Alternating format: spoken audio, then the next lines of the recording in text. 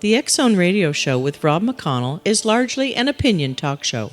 All opinions, comments, or statements of fact expressed by Rob McConnell's guests are strictly their own and are not to be construed as those of the X Zone Radio Show or endorsed in any manner by Rob McConnell, Relmar McConnell Media Company, the X Zone Broadcast Network, its affiliated networks, stations, employees, or advertisers.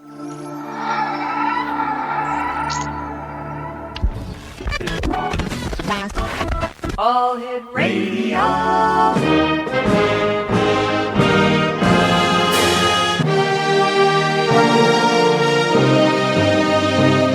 Welcome to the X Zone, a place where fact is fiction and fiction is reality.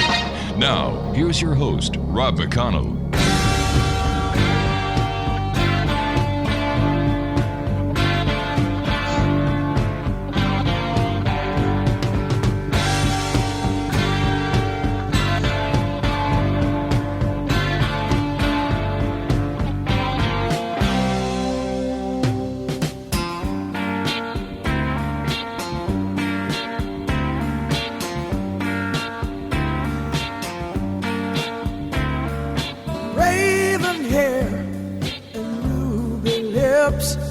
Sparks fly from her fingertips.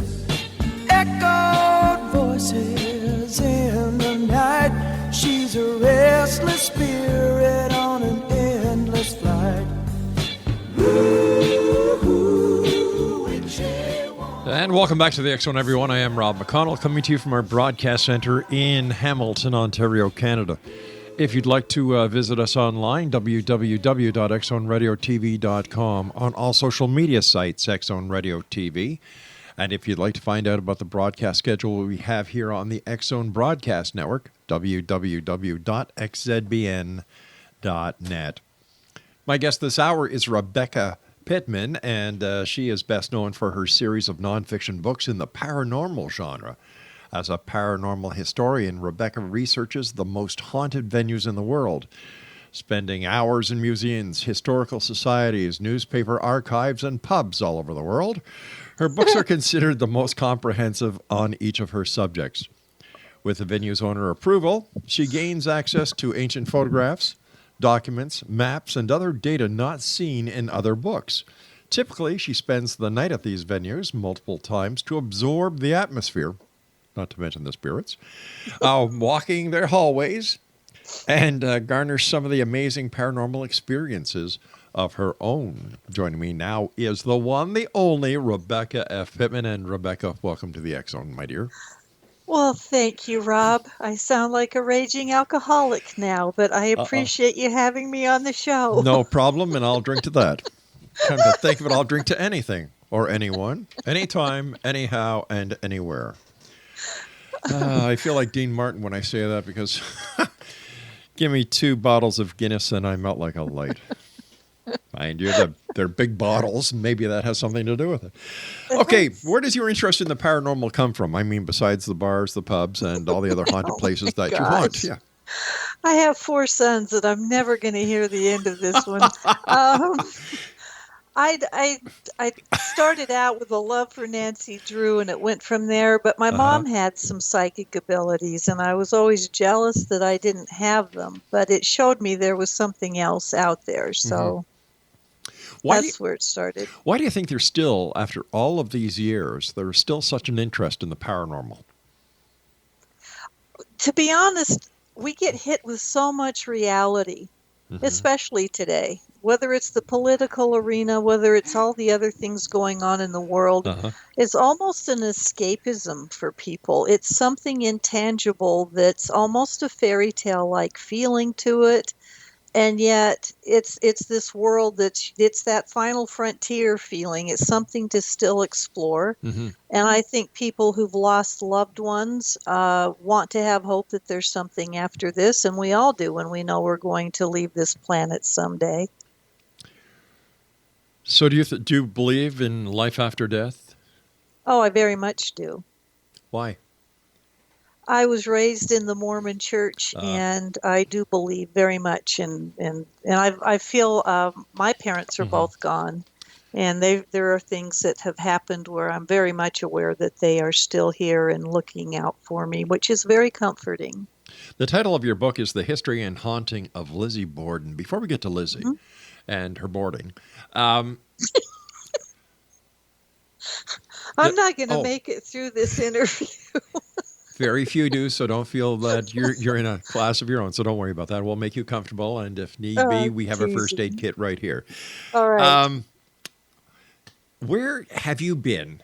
I mean, besides Lizzie Borden's, that has just blown your mind because it is so haunted that you actually felt the hair on the back of your neck go up, and that tingling feeling that you get all over when something paranormal is going to happen? It would be Lemp Mansion in St. Louis. It's spelled L-E-M-P. All of the places I write about, I've had something happen. But as far as back-to-back, unrelenting, in your face, that place is so haunted, I can't even tell you. Well, what was the haunting about? Can you share that with us? Yes, the Lemps introduced lager beer to America during the Gilded Age, and they were the wealthiest. I'm back to beer. There it is. Oh my gosh. Okay. So they were one of the wealthiest families in St. Louis during the Gilded Age, had it all, but 4 members of the family killed themselves by gunshot.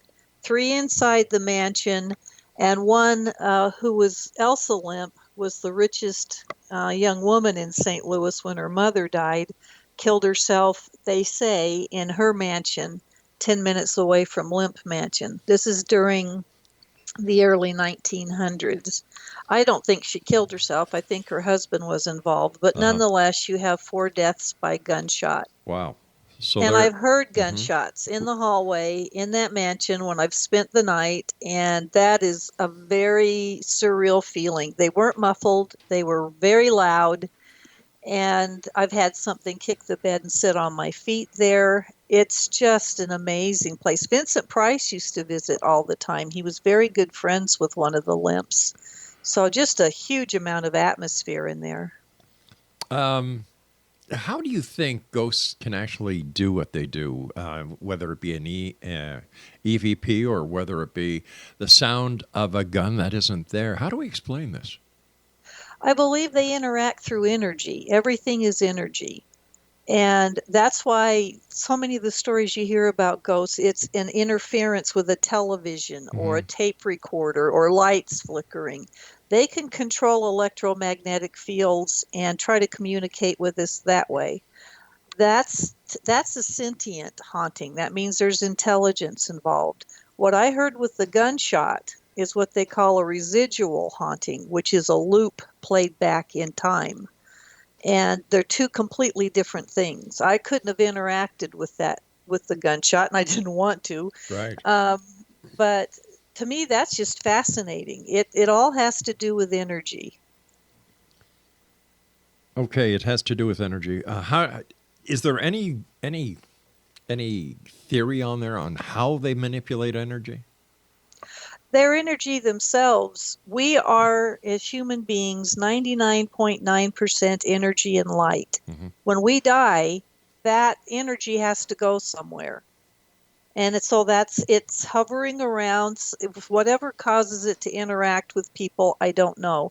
8 people can be standing there and experience completely different things. One person might see the apparition, one might smell something, one might hear something that the other person didn't hear.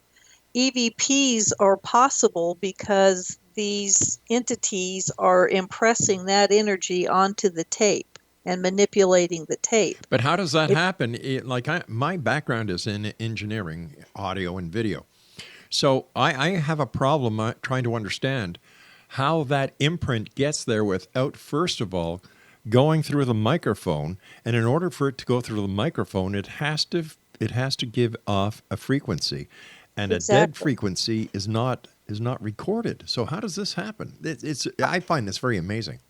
It's amazing, and it is hard to understand. If you notice in the reality ghost shows, oh, now don't take me down that road. They'll ask a question. They don't hear the answer. They only hear it when they play it back. Or when the So director or producer somehow tells them it to, yeah. imprinted on the tape, but it wasn't audible to them.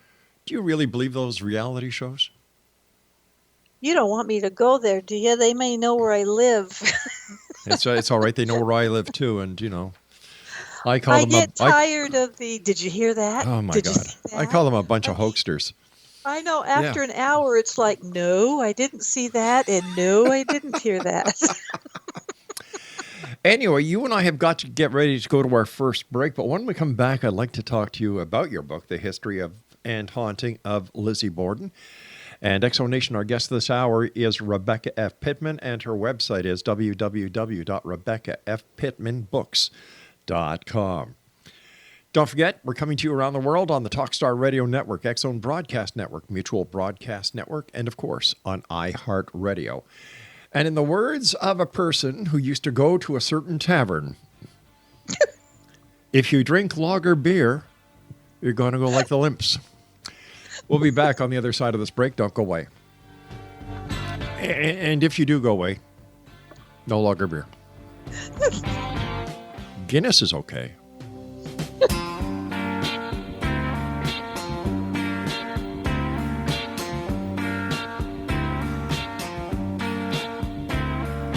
Raven hair and ruby lips, sparks fly from her fingertips, echoed voices in the night. She's a restless spirit on an endless flight. Ooh, witchy woman, see how high she flies. Ooh, witchy woman, she got the moon in her. Well, beer, we've had some great times. When I was 17, I drank some very good beer. I drank some very good beer I purchased with a fake ID. My name was Brian McGee. I stayed up listening to Queen when I was 17.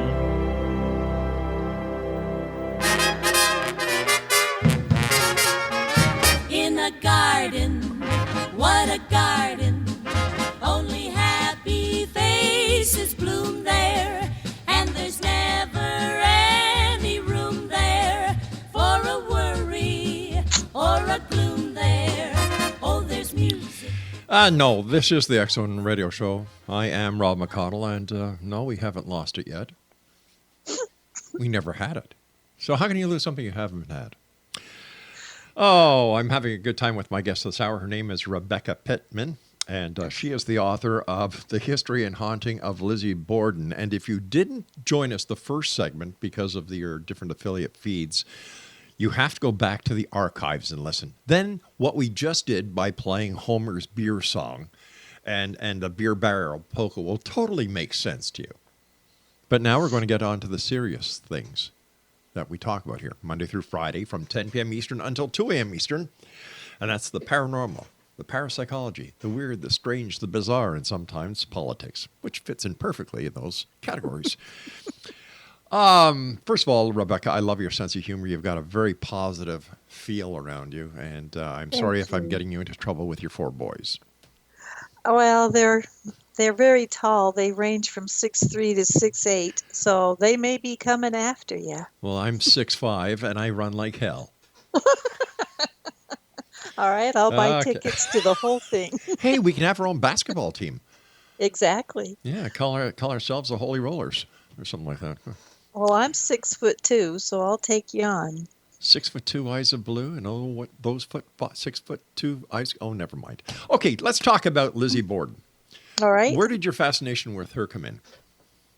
I've been fascinated with this since probably high school. It's one of those cases. It's still considered unsolved. I think I came pretty darn close. But it's the audacity and the timing that this could be done in only a 10-minute window of time to have two people literally butchered. Why don't you share with our listeners the story of Lizzie Borden? All right. This was in 1892, August 4th, and in broad daylight, around about 10:45, the call went out that Andrew Borden was found, slain on his sitting room sofa. He had 11 hatchet blows to his face, and later they found his wife, Abby, up in the guest room, and she'd had 18 blows to the head with a hatchet. And the only two people home at the time were Andrew's daughter, Lizzie, who was 32, and the Borden maid, Bridget, who had been outside cleaning the windows.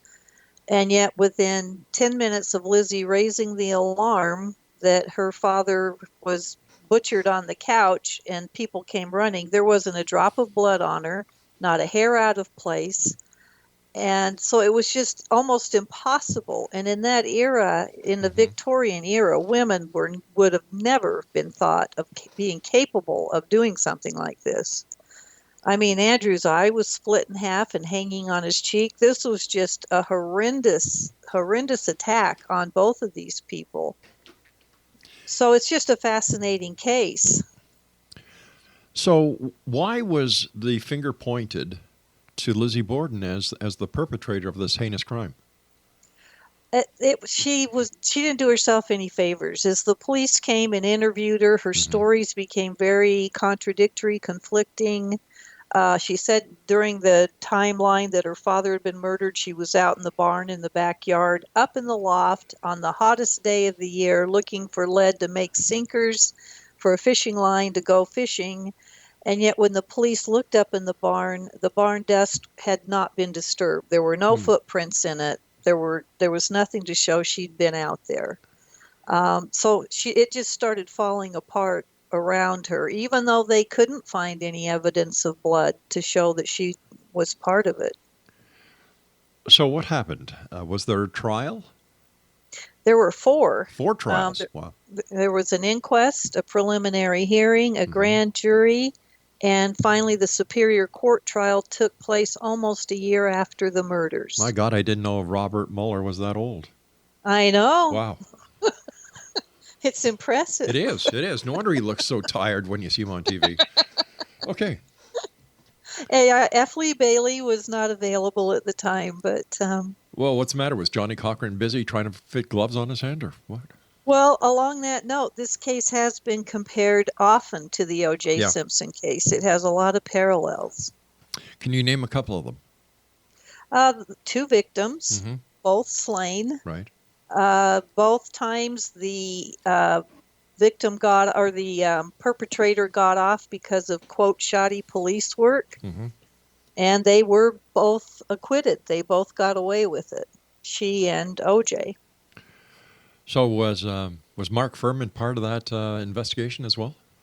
No, there were 2 policemen in the basement who did find some hatchets, but Mark was not among them.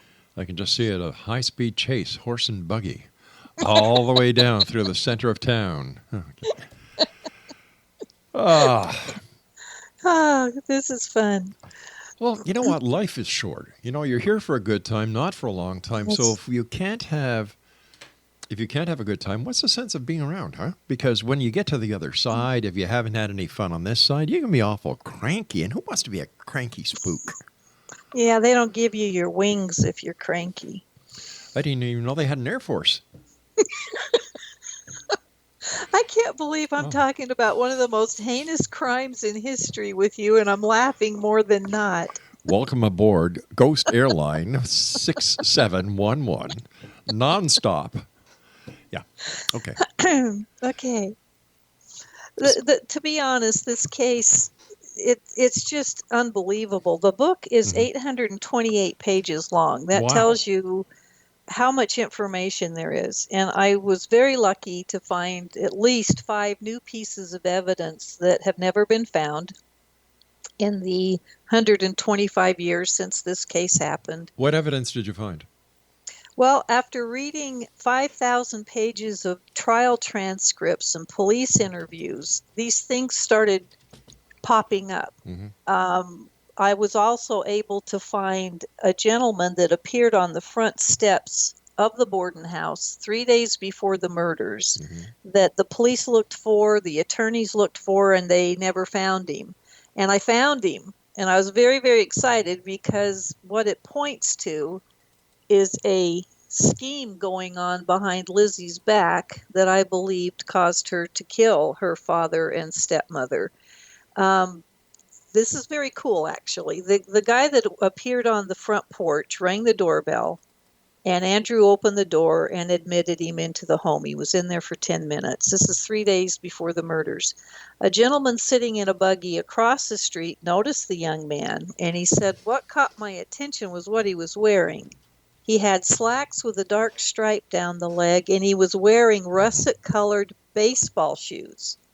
This is 1892. You don't see baseball shoes very often. So I did my homework, and it took me quite a while. What I did know about this land scheme going on behind Lizzie's back was that it involved a lot of her relatives, and they were keeping it from her because it was going to cost her her inheritance.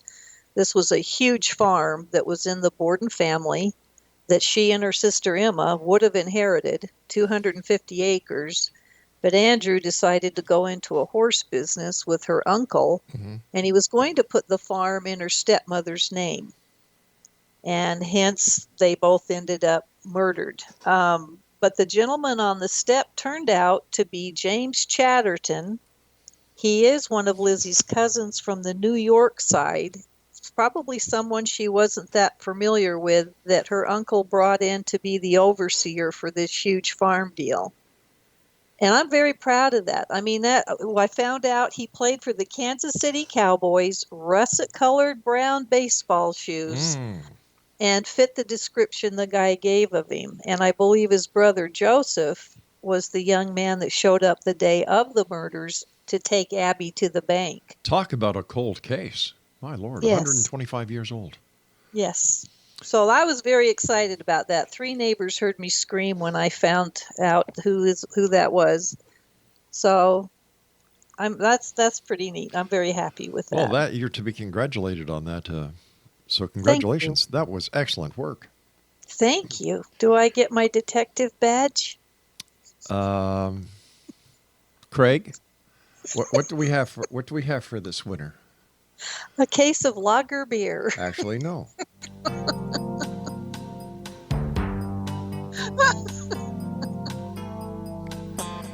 We're going to go to a commercial break now as we finish this segment before the news with Detective Lieutenant Rebecca F. Pitman of the Paranormal Police. If you'd like to find out more about Rebecca, and all kidding aside here, Exo Nation, the history and haunting of Lizzie Borden, her website is www.rebeccafpitmanbooks.com. And we'll be back as, once again, we continue our investigation into the world of the paranormal and the science of parapsychology here in the X-Zone from our broadcast center in Hamilton, Ontario, Canada. Don't go away.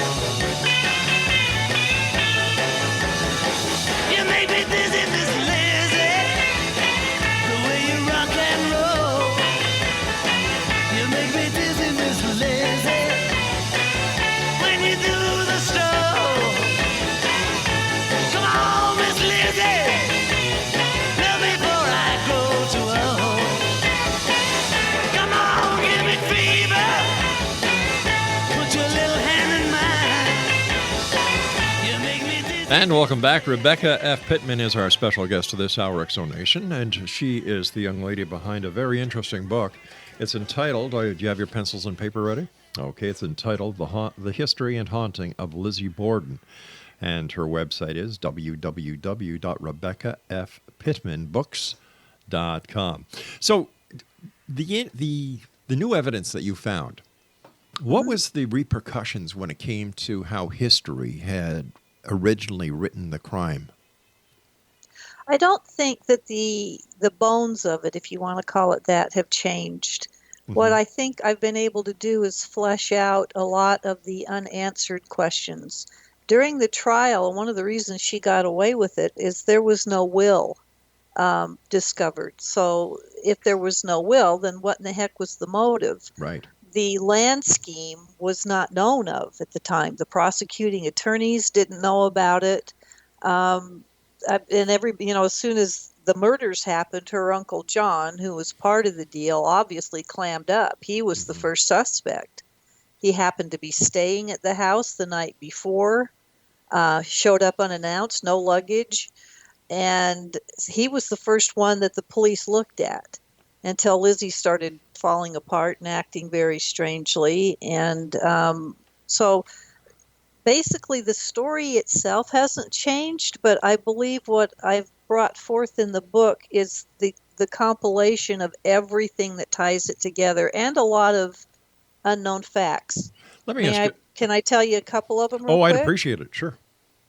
Well, this is really interesting to me. Bridget Sullivan, the maid, the poor thing, she said, quote, when they asked her, okay, there was poisoning involved before these hatchets. Lizzie's first plan of attack was to poison them. And she actually did 2 days before the murders. Andrew and Abby got very, very sick, but they didn't die. And it's like poop. So the next day, on Wednesday, she's running around trying to get more arsenic. Nobody'd sell it to her. So then she tried to get prussic acid, which is the strongest thing you can get. It'll kill you in 2 seconds. Nobody'd sell her that. So that's why the morning of the murders, she had to resort to using a hatchet. That was not her first choice. So the police, after they heard about how sick Abby and Andrew were Tuesday night, 2 nights before the murder, and the fact that Abby ran across the street to the doctor and said, I think somebody's poisoning us, the police sent off the milk to get it tested for poison. The milk was delivered every morning fresh to the Borden doorstep from their farm. So they sent off samples of Wednesday's milk and Thursday's milk. Thursday was the day of the murders. Right. But here's the quote I love. When Bridget was interviewed by the police, she said, and I know there wasn't any poison in it because I drank the last of it. Well, if she drank the last of Wednesday's or Thursday's milk, there wouldn't have been any of those two to send off. She drank the last of the milk from Tuesday night when the poisonings actually happened. But she didn't drink it, in my opinion, until Thursday morning. She needed the bottles because another new canister of milk was coming. She needed room, so she drank the last of what I believe was a bottle of milk that had been pushed to the back of the ice box.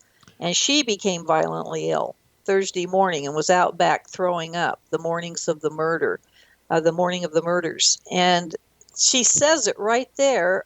I know because I drank the last of it.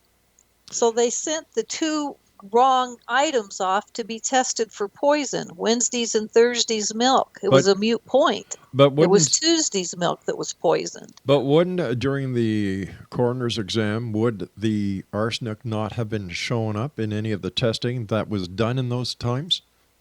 By then, it was 2 days later. They were poisoned on Tuesday night. The murders were Thursday. Okay. And so it had worked its way out of their system by then. They were still pretty sick on Wednesday, but Abby was a very big woman, and the fat, they think, saved her from getting as sick as Andrew did. Plus, Andrew poured milk all over his toast Tuesday night, and I believe when it absorbed all the arsenic in the milk, it sat longer in his stomach because it was a big piece of saturated toast. I think he was still pretty ill on Thursday morning, the morning of the murders, from the people who saw him. But it didn't show up really in their system. Is there any other possibility when it comes to the poisoning? For example, bad milk bacteria in the milk, a vessel that wasn't washed properly or sanitized. The new milk was put in, but because of bacterial growth, spread throughout the milk, and this is the cause of the sickness. Well, they looked at all of that kind of thing. Back then, they called it the summer sickness. It was usually fish that had gone bad. The refrigeration wasn't that great. But the milk was delivered fresh from the farm every single morning. They got a fresh canister of milk. Well, I understand. I understand that, but my background is as a police detective. And when I hear stuff like this, I kind of say, well, wait a minute. We're looking back in the 1800s. The refrigeration was back then at the very most. Sanitization was at the very most. And yet, even today, even up until the 1950s and 1960s, with all our modern technology, children were getting subjected to ptomaine poisoning in baby food. Yes. So, okay, so we'll just put that one on the sideburner. But let me ask you this. Why is this case so embedded in the annals of Americana? It's only two deaths. Well, again, Lizzie was a Sunday school teacher. Yeah. She did charity work. She was the Bordens were a very well respected family. They were some of the town founding fathers. The rich Bordens lived up on the hill in the mansions. And so for a Borden to be accused in the first place was a very big deal, let alone a Sunday school teacher who was a 32-year-old spinster at the time. Just the brutality of these attacks. The descriptions of the coroner are just, ugh. I mean, it was pretty bad, and it was something you might imagine a maniacal man doing, but never this. She was 5'4". That wasn't something you'd think she could do. Is it possible that Lizzie Borden was a patsy? I don't think so. Why not? Because I found during the research that she actually had a dress made 9 days before the murders that was a much looser fit than anything she'd ever had made before. She went out of town to buy the material for it. Nobody'd ever seen this dress before. Her dressmaker said she always had her dresses made very snug. This one was loose. It was a box pleat. The policeman that day, the day of the murders, described it as a bosom in the waist, meaning it poofed out down at the waist level. They called them pigeon dresses back then. And her best friends, her neighbors, they'd never seen this dress before. Maybe she was developing a bubble butt. I don't think so. This is in the front. Oh, well, maybe she was pregnant. What I believe she did was she had it made to wear over the stained Bedford cord dress that she killed Abby in. She was going to walk that dress right out of the house. So she had another dress made that would fit over it, and that's the one she had on when she killed Andrew. And with Andrew, she just slipped on his Prince Albert coat over it and used it to kill him, and then folded it up, put it under his head. But you're saying she killed Abby and Andrew, and yet she wasn't convicted.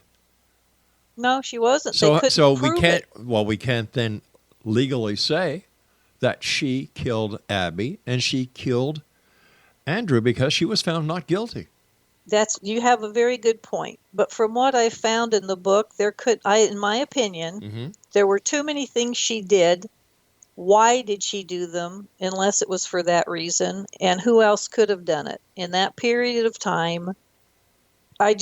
When you look at all of the things, the other one, this is kind of cool. Okay.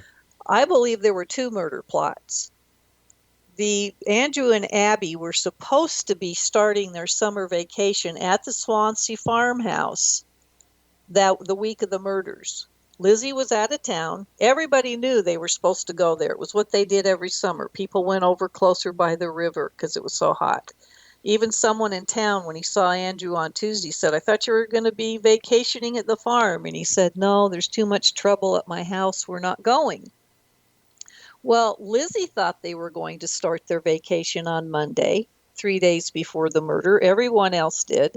I believe she put poison in the milk can at the farmhouse to be ready for them when they showed up. And here's why. She didn't realize until later that they canceled their trip. But guess what happened? 2 farmhands from the farm became violently ill. And I think when they didn't show up, rather than waste that canister of milk sitting on the step waiting for them, I think the 2 farmhands drank it. So now, and John Morse, her uncle, during the testimony, tried to stay as far away from that subject as possible. The attorney said, "Didn't you go over to the farm and ask Mr. Eddie how he was feeling?" All right, we've No. got to take our final break. Please stand by. Exonation. Rebecca F. Pitman is our special guest. www.RebeccaFPitmanBooks.com, and she is the author of The History and Haunting of Lizzie Borden. We'll be back on the other side of this break. Don't go away. Come on, give me fever. Put your little hand in mine.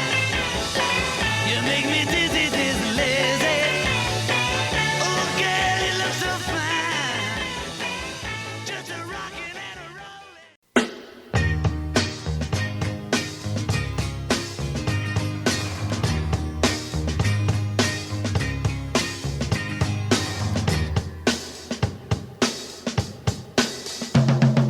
Dizzy, I'm so dizzy, my head is spinning like a whirlpool, it never ends. And it's you, girl, making it spin. You're making me dizzy. First time that I saw you, girl. And welcome back, everyone. Rebecca F. Pitman is our guest this hour. She is the author of The History and Haunting of Lizzie Borden. And her website is RebeccaFPitmanBooks.com. First of all, Rebecca, thanks so much for coming on the show tonight. I have thoroughly enjoyed speaking with you. You're a gracious lady. And continued success. And I mean Thank that from you. the bottom of my Guinness heart. I think I can answer a question you just gave me very succinctly. Okay, Can I tie it up in a little bundle? sure. When you said, if she was acquitted, why do I believe so firmly that she did it? Yeah. Very quickly, Bridget, the maid, Mm-hmm. she went upstairs during the time Andrew was being murdered. Bridget was up in her attic bedroom. Mm-hmm. When the police took her in for questioning, she was scared to death Yes. that she thought she was being accused, and she blurted out at the police station, "I don't think Miss Lizzie went outside at all." Her bedroom, Bridget's attic window overlooked the backyard and the barn. And during her testimony, the attorney tried to lead her away from that window, which was one of the most fascinating things, I think, in the whole thing.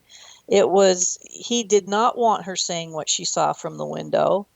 But she blurted out, "I don't think Lizzie went outside." And that was Lizzie's whole alibi. So you've got the maid saying, "I don't think she was out there." Lizzie's alibi didn't pan out. There were no footprints at all in the barn showing that she'd been there, yet that's where she said she was. When she was asked to hand over the dress she was wearing the morning of the murder, she gave them a completely different dress. Where did the other dress go? That's the thing. Sunday morning, this is now a couple of days after, Saturday night, 2 nights after the murders, the police came to her house and finally said, "You're suspected." The very next morning on Sunday, she burned a dress in the stove in the kitchen. What innocent person would do any of those things? How do we know she burned a stove? She burned a dress in the stove. Her friend who'd come to stay with them during this ordeal walked in on her and said, "Lizzie, what are you doing?" Yeah. And to me, what it was the Bedford cord that she'd murdered Abby in. It had paint stains on it, which I think is the reason she chose that dress to start with. But wait a sec here. This is speculation. I'm sorry? This is sheer speculation. No, it's not. Well, sure it is, because there is no evidence that what Lizzie Borden was actually burning was a dress that she wore during the alleged murder of Andrew and Abby. Abby. And you're absolutely right. But once again, I go back to the fact that she went through due process. She was acquitted. So why does this story remain? In my books, it should be a closed case. A lot of the people during that time did not believe that she should have been acquitted. They thought she got away with murder, and she was shunned for the rest of her life in Fall River. But what happens if she really didn't do it? That there was another part of this investigation that was totally missed because of police work, because of the way of gathering evidence. Well, then why lie about where you were when your father was being murdered? Why turn in a dress that she was not wearing that day? Why not give them the real one? All of the people who described the dress she had on the morning of the murder said it was light blue. Yes. The one she handed in was dark navy blue. Let me ask you a question. Yes, During sir. the day, have you ever changed your clothes? Yes. Ta-da! And if somebody was to ask you to hand them the clothes that you were wearing that afternoon, would you give them the clothes you were wearing in the morning or the clothes that you were wearing in the afternoon? She did change her clothes that day into Right. a pink and white striped wrapper. Right. So when asked to give the police the clothes that she wore, what clothes did she give the police? The pink and white wrapper? No, she gave them a dark navy blue dress out of her closet that did not match the one she wore the morning of the murders and was definitely not the pink and white wrapper. That's the point. So you're saying there's 3 different sets of clothing, Yes. but you just said 2 a few seconds ago.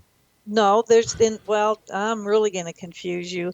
There are 3 dresses. There's Okay. the Bedford cord that I believe she murdered Abby in. There's the loose-fitting dress she had made 9 days before the murders to wear over the Bedford cord. And Okay. then there's the dress she actually handed in to the police. So there's 3 dresses right I there, see. not even counting the pink and white stripe that she changed into Now, where did she murder these people? in her home. Yeah, but where in the home? Abby was murdered in the guest room upstairs while she was changing the linens after John Morse, the uncle, left because he used the guest room. Right. Andrew came home early. I don't think Andrew was supposed to die. Abby died at 9:30. He didn't usually come home until 11 from his rounds at his banks, but he came home at 10:40 because he was still not feeling very well. And Abby didn't show up for the bank meeting. She was dead. So he came home to see what happened to her, and Lizzie said she got a note from a sick friend and went out. So while he laid down on the sofa to wait for her because he wasn't feeling well, and that's when he died. He got 11 hatchet blows to the head. Wow. I'm just saying, why lie about all of these things? Well- She changed her story so many times that the police and the detectives' heads were spinning. Kind of sounds like the Trump family. You know, they change their stories all the time. I have no comment. Yeah, I'm just making a comparison. Okay. Well, you've got to admit, it is a fascinating story. Oh, it is. It is. But come the point where she was found guilty, she went through due process. Yes. Could there be a lot of animosity that just because she was rich, that she got away with it, even though she might have been innocent? The problem was the house they actually lived in was very austere. It was way beneath the money that Andrew had, and Right. was part of the reason Lizzie was upset. She wanted the mansion on the hill Right. and knew he could afford it. So she wasn't really living the high and mighty lifestyle. So once again, I have to wonder why the townspeople were so upset. Because here you've got this girl who allegedly was arrested, followed through due process, was found innocent of these crimes, and yet she was still ostracized by the town for the rest of her life.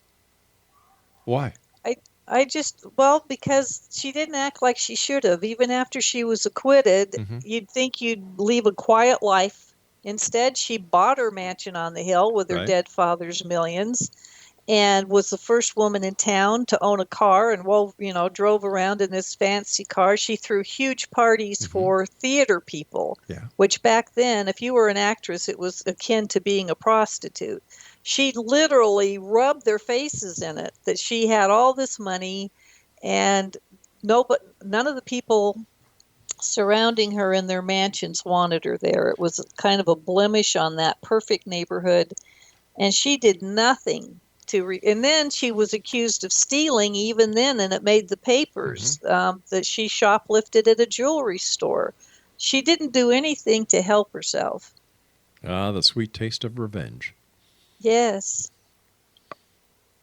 So I just, like I said, to me it's fascinating. It's a huge book. I was able to not only stay at the Lizzie Borden bed and breakfast where the murders took place, but also in her mansion on the hill, which was a great treat for me because the public was not being allowed at the time. Maplecroft is opening finally for the first time to the public the end of March, and I'm sure it'll be swamped. It's going to open as a bed and breakfast.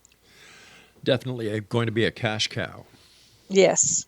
And they're wonderful people. They're the ones that own the bed and breakfast where the murders happened. So it's going to be quite the legacy.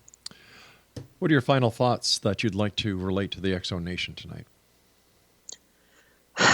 I believe in my heart that Lizzie Borden was a sociopath. I don't think she knew remorse or guilt.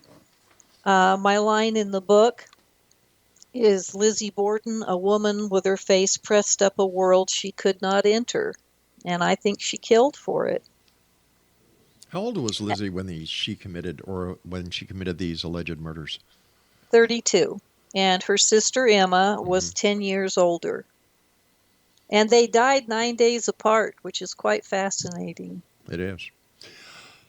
Rebecca, thank you so much for joining us. A great pleasure talking to you. Once again, continued success in your endeavors.